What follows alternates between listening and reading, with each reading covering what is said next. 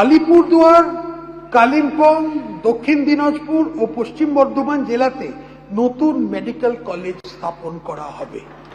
এছাড়াও সরকার 13টি রাজ্য সরকারি মেডিকেল কলেজে প্রায় 650টি MBBS আসন এবং 450টির বেশি পোস্ট গ্রাজুয়েট আসন, PG আসন বাড়ানোর পরিকল্পনা।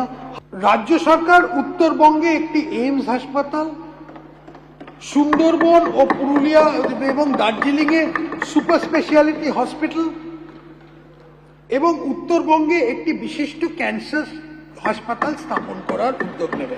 সিউড়ি সুপার স্পেশালিটি হাসপাতালকে একটি সরকারি মেডিকেল কলেজ ও হাসপাতালে উন্নীত করা হবে।